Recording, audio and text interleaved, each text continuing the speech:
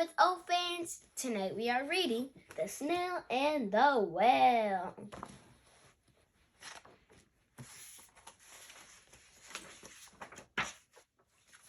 This is the tale of a tiny snail and a great big gray-blue humpback whale. This is a rock as black as soot, and this is a snail with an itchy foot. The sea snail slithered all over the rock and gazed at the sea and the ships in the dock. And as she gazed, she sniffled inside. The sea is deep and the world is wide. How I long to sail, said Tiny Snail.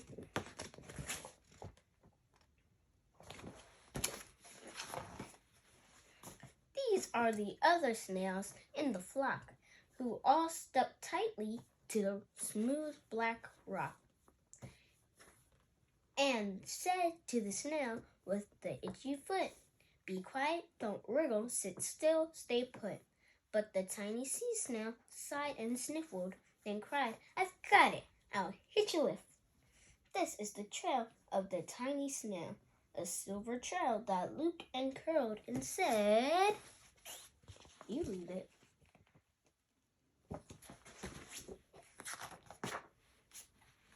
This is the whale who came one night when the tide was high and the stars were bright. A humpback whale, instantly long, who sang to the snail a wonderful song of shimmering ice and coral caves and shooting stars and enormous waves. And this is the tale of the humpback whale. He held it out of the solid sea and said to the snail, "Come sail with me."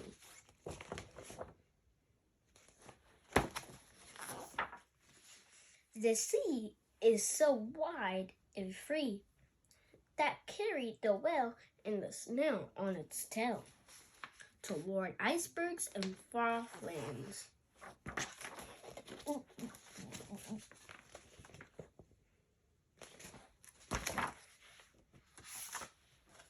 With fiery mountains and golden sands.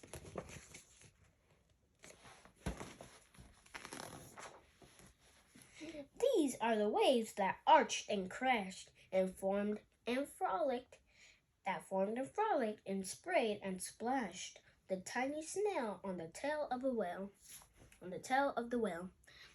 These are the caves beneath the waves where stripy fish with feathery fins and sharks with hideous toothy grins swam around the whale and the snail on its tail.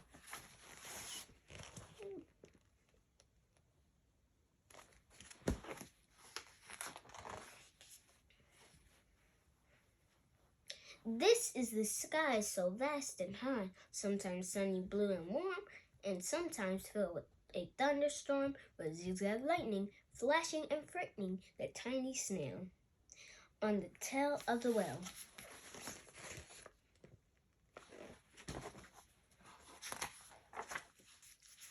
And she gazed at the sky, the sea, the land, the waves, the caves, and the gold sand. She gazed and gazed, amazed by it all.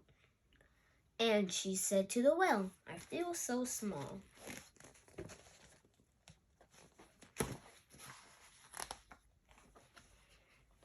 But then came the day the whale lost his way. These are the speedboats running a race, zigzagging and zigging and zooming all over the place, upsetting the whale with their ear-splitting roar, making him swim too close to the shore. This is the tide slipping away.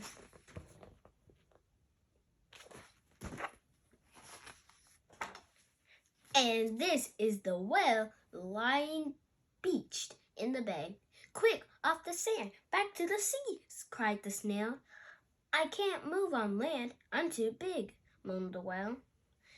The snail felt helpless and terribly small. Then, "I've got it," she cried, and started to crawl. "I must not fail," said the tiny snail.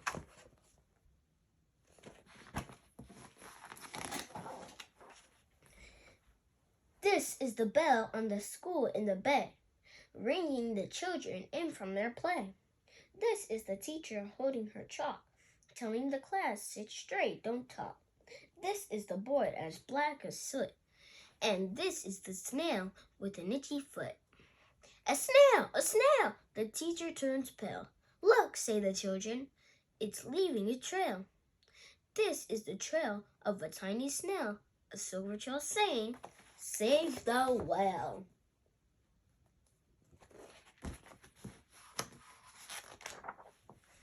These are the children running from school, fetching the fireman digging a pool, squirting and spraying to keep the well cool.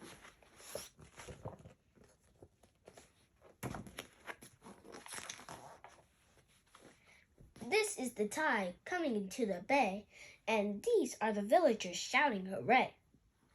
And as the whale and the snail travel safely away.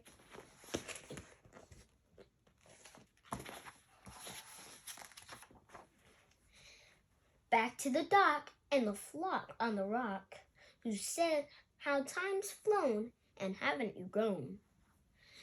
And the whale and the snail told their wonderful tale of shimmering ice and coral caves and shooting stars and enormous waves. And of how the snail, so small and frail, with her loopy curly silver trail, saved the life of the humpback whale.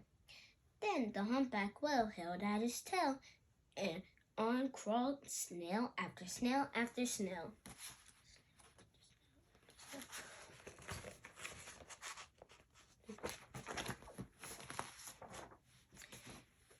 And they sang to the sea as they all set sail on the tail of the gray, blue humpback whale. I hope you enjoyed this book. Make sure to share and subscribe. Have a great night.